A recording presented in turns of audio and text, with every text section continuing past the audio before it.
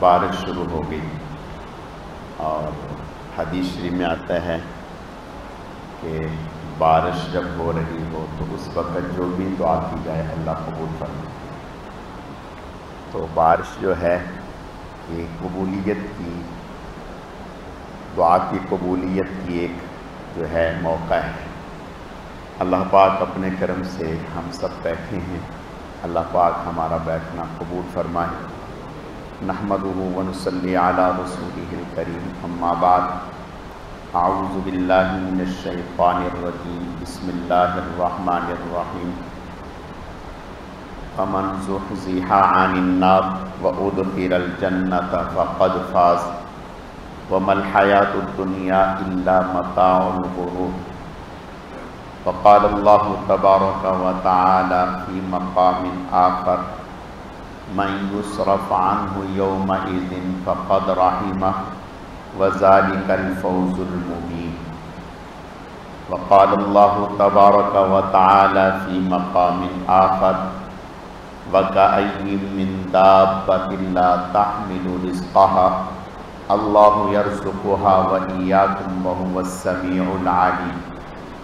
صدق اللہ مولانا العظیم وبلغنا رسولہ النبی الکریم، ونحن علی ذلک لمن الشاہدین والشاکرین، والحمد للہ رب العالمین۔ اللہم صل علی روضۃ محمد فی الریاض، وصل علی بلد محمد فی البلاد، وصل علی قبر محمد فی القبور، وصل علی جسد محمد فی الاجساد، وصل علی روح محمد فی الارواح۔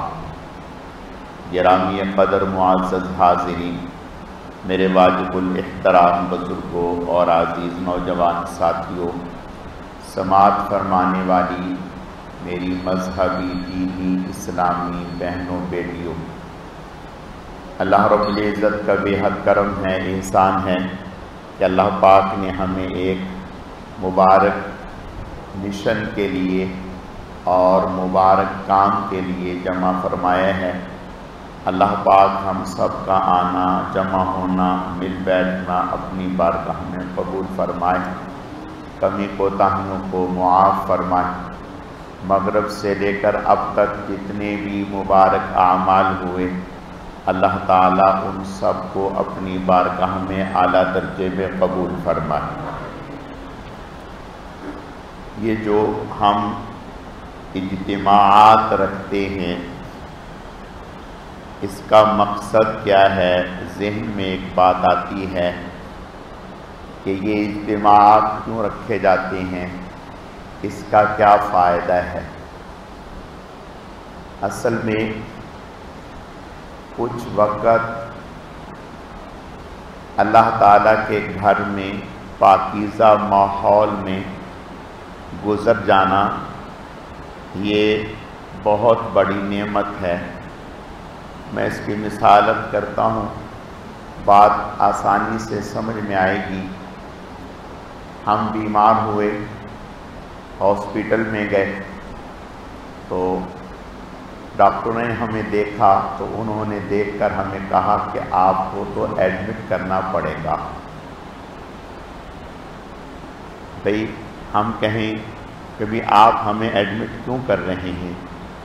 تو وہ کہیں گے کہ جو دیکھ بھال آپ کی یہاں ہمارے سامنے، نظر کے سامنے ہو سکتی ہے، وہ گھر میں نہیں ہو سکتی۔ تو 24 گھنٹے ہم آپ کو اپنی نگاہ کے سامنے رکھیں گے، اور اس کے بعد ہم آپ کو اجازت دے دیں گے۔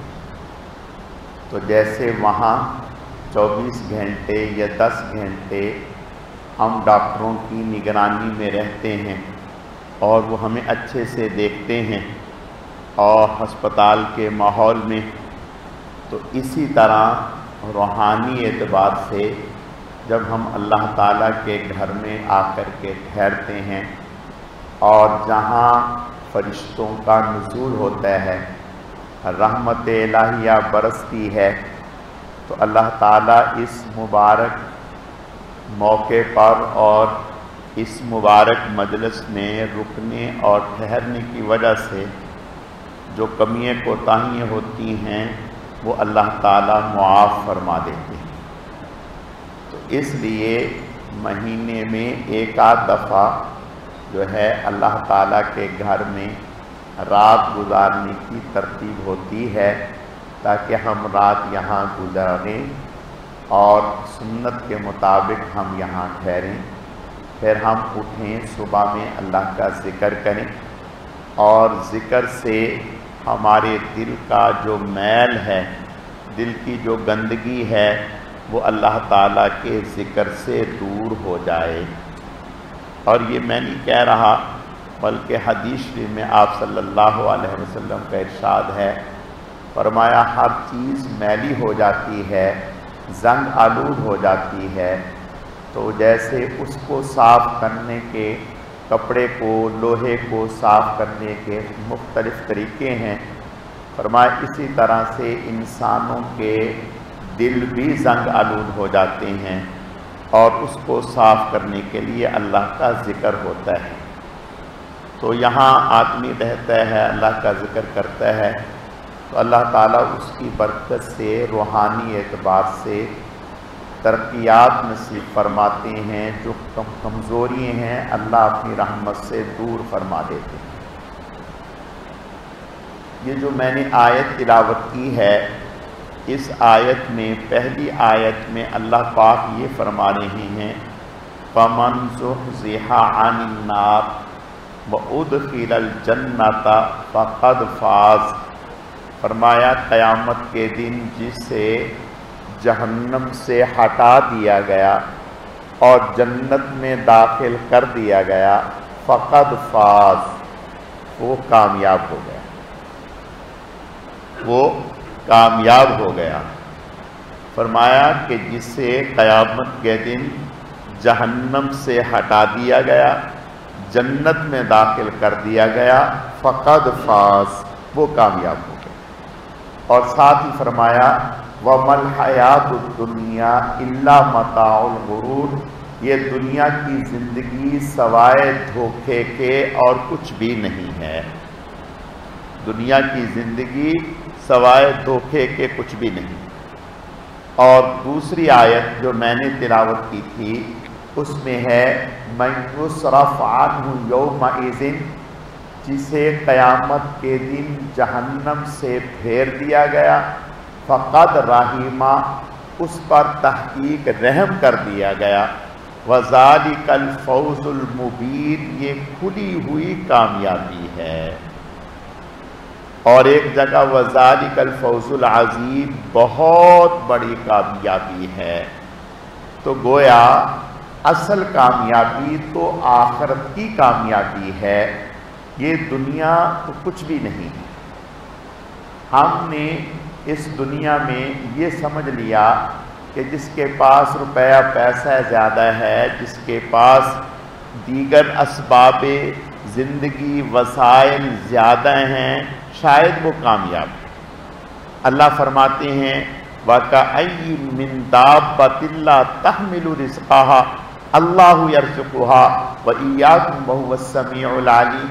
फरमाया ज़रा बताओ कि हवाओं में परिंदे कितने ऐसे हैं जो अपना रिज़्क़ अपने साथ लादे फिर रहे हैं। कितने परिंदे ऐसे हैं जो हवाओं में अपना रिज़्क़ भी अपने साथ लिए फिर रहे हैं, कोई एक भी नहीं। तो फिर उन्हें कौन देता है? अल्लाहु यर्ज़ुक़ुहा, अल्लाह उन्हें रिज़्क़ देते हैं, व इय्याकुम, और तुम्हें भी। तो अल्लाह बतला रहे हैं कि कोई भी ज़ी रूह व मा मिन दाब्बतिन फिल अर्दि इल्ला अलल्लाहि रिज़्क़ुहा व यअलमु मुस्तक़र्रहा, कोई भी ज़ी रूह ऐसा नहीं है जिसके रिज़्क़ का ज़िम्मा अल्लाह ने अपने ऊपर नहीं ले लिया। जब हम सब का रिज़्क़ का ज़िम्मा अल्लाह ने अपने ऊपर ले लिया और अल्लाह ही हमें भी रिज़्क़ देते हैं, हशरातुल अर्द जो बिलों में सुराखों में हैं उन्हें भी अल्लाह रिज़्क़ देते हैं, जो हवाओं में हैं उन्हें भी अल्लाह रिज़्क़ देते हैं, جو پانیوں میں ہیں اللہ انہیں بھی رزق دیتے ہیں۔ جب سب کو رزق اللہ دے رہے ہیں تو پھر اللہ کی نافرمانی کیوں؟ دیکھو، جھوٹ بولتا ہے آدمی، دھوکہ کرتا ہے، فراڈ کرتا ہے، ظلم کرتا ہے، دوسرے کا حق مارتا ہے، کسی کے ساتھ زیادتی کرتا ہے، جھوٹی قسم کھاتا ہے، کوئی نہ کوئی اس کا مقصد تو ہوتا ہے۔ اور اگر ہم غور کریں ان ساری چیزوں کے پیچھے، ظلم کے پیچھے، جھوٹ کے پیچھے، دھوکے کے پیچھے، زیادتی کے پیچھے، تو پیٹ نظر آئے گا۔ ان سب کے پیچھے پیٹ ہے کہ پیٹ کے چکر میں انسان جو ہے دوسرے پر ظلم بھی کرتا ہے، دوسرے کے ساتھ دھوکہ بھی کرتا ہے، اور دوسرے کو پریشان بھی کرتا ہے، جھوٹی قسمیں بھی کھاتا ہے، اور بددیانتی بھی کرتا ہے، خیانت بھی کرتا ہے، قطع تعلقی بھی کرتا ہے۔ یہ سارے معاملات کس لیے کرتا ہے؟ پیٹ کے لیے، کہ کسی نہ کسی طریقے سے مجھے رزق اچھا مل جائے۔ اور رزق کس کے ہاتھ میں ہے؟ اللہ کے ہاتھ میں۔ اللہ کیا کہہ رہے ہیں؟ اللہ کہہ رہے ہیں کہ غور تو کرو کہ ہواؤں میں لاکھوں کروڑوں پرندے ہواؤں میں اڑتے پھر رہے ہیں، کیا انہوں نے اپنی پشت پر رزق کے غلے لادے ہوئے ہیں؟ انہوں نے اپنا اناج اپنی پشت پہ لادا ہوا ہے؟ نہیں، اللہ یرزقھا، اللہ انہیں رزق دیتے ہیں۔ شام کو اپنے گھونسلوں میں پیٹ بھر کر کے آتے ہیں، صبح اللہ کے بھروسے پر خالی پیٹ نکلتے ہیں اور شام کو آتے ہیں، اللہ ان کو پیٹ رزق دے دیتے ہیں۔ تو اللہ فرماتے ہیں کہ جو اللہ انہیں رزق دیتے ہیں وَإِيَّاكُمْ، تمہیں بھی وہی رزق دیتے ہیں۔ جب رزق ہمارا اللہ کے ذمہ ہے، اللہ نے ہمارا رزق طے کر دیا، تو پھر اللہ کی نافرمانی کیوں؟ پھر اللہ کا حکم کیوں توڑنا؟ پھر اللہ کے حکم کے خلاف کیوں کرنا؟ اور پھر اللہ کے حکم کے خلاف کر کے، اللہ کی نافرمانی کر کے ہم چاہیں ہم سکون کی زندگی گزاریں، کیسے گزاریں گے؟ سکون کہاں سے ملے گا؟ نہیں، یاد رکھیں ہر چیز کے خزانے اللہ کے پاس ہیں۔ ہم اللہ کی نافرمانی کریں گے تو اللہ تعالی ہماری زندگی کو عذاب بنا دیں گے، ہماری زندگی کو تنگ کر دیں گے۔ اور اگر ہم اللہ تعالیٰ کی فرما برداری کریں گے، اللہ کے حکموں کو مانیں گے، تو پھر انشاءاللہ تعالی ہماری زندگی، دیکھو ایک بات یاد رکھو، آپ یہ نہ سمجھو کہ جو آدمی کروڑ کی گاڑی میں بیٹھا ہے وہ بڑا سکون میں ہے، یہ جو محل میں بیٹھا ہے، نہیں۔ سکون کس چیز کا نام ہے؟ سکون تو دل کی کیفیت کا نام ہے۔ ایک آدمی کو 10 ٹینشنیں ہیں، 10 پریشانیاں ہیں، آپ اس کو جہاں مرضی بٹھا دیں، اس کو تو پسینے ہی آئے جائیں گے۔ ہر وقت اس کا ذہن، آپ بات کچھ کریں وہ کچھ کے جواب دے گا۔ بھئی کیا ہوا؟ ارے یار میں بڑا پریشان ہوں۔ آپ تو کروڑ کی گاڑی میں بیٹھے ہیں، کہاں پر؟ ارے آگ لگاؤ کروڑ کی گاڑی کو۔ مجھ سے اندر سے پوچھو میں کتنا پریشان ہوں۔ آپ بنگلے میں بیٹھے؟ نہیں۔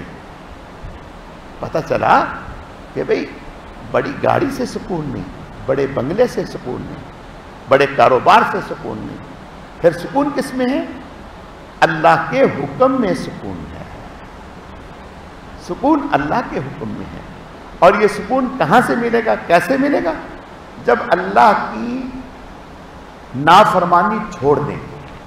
ایک بات یاد رکھیں، اور تجربے کی بات کہتا ہوں، تجربے کی بات نہیں کہہ رہا، اللہ کے نبی کی بات کہہ رہا ہوں۔ ایک آدمی 100 حج کر لے، گناہ نہیں چھوڑ رہا، میں قسم کھا کر کے کہتا ہوں سکون نہیں ہے اس کے پاس۔ میں اللہ کی قسم کھا کر کے کہتا ہوں، میں نہیں کہتا، حضور کا ارشاد ہے، 100 حج کر لے، اس سے زیادہ کیا ہوگا؟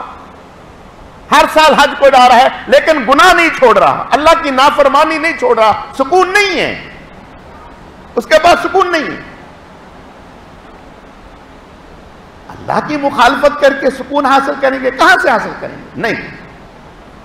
ہاں، ایک آدمی کچھ بھی نہیں کر رہا، بس اتنا کر رہا ہے کہ اللہ کی نافرمانی نہیں کر رہا، نہ زبان سے کر رہا ہے، نہ آنکھ سے کر رہا ہے، نہ کان سے کر رہا ہے، نہ ہاتھ سے کر رہا ہے، نہ مال سے کر رہا ہے، نہ معاملات سے کر رہا ہے، نہ کاروبار سے کر رہا ہے، نہ لین دین میں کر رہا ہے، نہ معاشرت میں کر رہا ہے، اللہ کی نافرمانی نہیں کر رہا. ایسا سکون، ایسا سکون، کچھ نہ پوچھیں کتنا سکون. نہیں تو آپ تاریخ اٹھا کر کے دیں. حضرت عبداللہ ابن مبارک رحمۃ اللہ علیہ، علماء نے لکھا ہے کہ حضرت کے زمانے میں حضرت سے بڑا آدمی کوئی نہیں تھا. حضرت سے بڑا آدمی کوئی نہیں. بہت محدث، اپنے ان سے بڑا محدث کوئی نہیں تھا. امیر المؤمنین فی الحدیث نے کہتے تھے، امام بخاری کے استاذ تھے. کسی جگہ جاتے تو لاکھوں انسان، لوگوں کو پتہ چل جائے کہ عبداللہ ابن مبارک آ رہے ہیں، لاکھوں انسان ان کی زیارت کو ٹوٹ پڑتے، لاکھوں انسان. تنہائی میں رہتے تھے، میل جول کم تھا. بعد میں تو کسی نے کہا کہ آپ کو وحشت نہیں ہوتی؟ آپ کو وحشت نہیں ہوتی؟ آپ اکیلے رہتے ہیں؟ کہا واہ واہ، کیسی وحشت؟ میں تو ہر وقت رسول اللہ کے ساتھ ہوتا ہوں. میں تو ہر وقت رسول اللہ کے ساتھ ہوتا ہوں. جو رسول اللہ کے ساتھ ہو اس کو وحشت ہوگی؟ یہ تو تمہاری سوچ ہے کہ مجھے وحشت نہیں. بہت اونچے لیول کے آدمی، ایک سال حج کو، ایک سال جہاد کو، ایک سال حج کو، ایک سال جہاد کو. اور اللہ پاک نے بہت اونچا مقام عطا کیا، بہت اونچا مقام عطا کیا. ایک دفعہ حج کو تشریف لے جا رہے، لوگ احباب بھی ساتھ ہیں. شام کے وقت دیکھا کہ قافلے والوں نے مری ہوئی مرغی کچرے میں ڈالی. یہ اتفاق سے باہر نکلے تو دیکھا کہ ایک خاتون پردے میں اس نے مری ہوئی مرغی اٹھائی اور لے کے جانی. یہ حیران ہوئے کہ یہ کیا کر رہی اور پردے میں ہے. خیر، یہ چپکے سے اس کے پیچھے ہو گئی. وہ خاتون گئی اور گھر میں جا کر کے اس نے بچیوں کو کہا کہ یہ لو اور اس کو تیار کرو اور کھاؤ. جب اس خاتون نے یہ کہا تو ان کے پاؤں تلے سے زمین نکل گئی. کہا، دروازہ بجایا، کہا کہ پتہ ہے کہ یہ حرام ہے، مردار ہے؟ کہا ہمیں پتہ ہے کہ یہ مردار ہے، حرام ہے. تو کہا پھر کیوں کھا رہے ہیں؟ کہا کہ یہ ہمارا معاملہ ہے، آپ کون ہیں؟ آپ چھوڑیں، آپ جائیں، آپ اس کیا لگے؟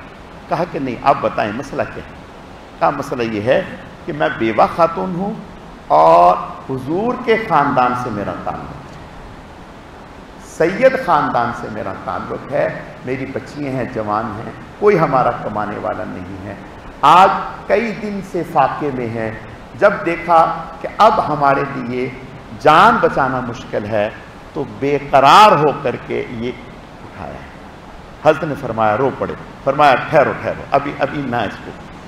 گئے اپنا سارا حج کا خرچہ لا کے ان کے حوالے کیا اور زادرہ ان کے حوالے کیا اپنا سارا، اور کہا کہ یہ لو. اور ساتھیوں سے کہا آپ جاؤ، میں نہیں حج کو جا رہا. میں نے کہا یہ کیا کہہ رہے ہیں، یہ کیا کہہ رہے ہیں؟ آپ ہمارے ساتھ اچھے خاصے آئے ہیں، یہاں آ کر کے آپ نے کہا میں نہیں جا رہا. کیا ہوا؟ کہا بس نہیں، اللہ نے زندگی رکھی، آئندہ سال صحیح، آپ جائیں. بہت زور لگایا، نہیں میں نہیں جاؤں. واپس آ گئے اور باقی ساتھی چلے. جب رات کو سوئے تو خواب میں آپ صلی اللہ علیہ وسلم کی زیارت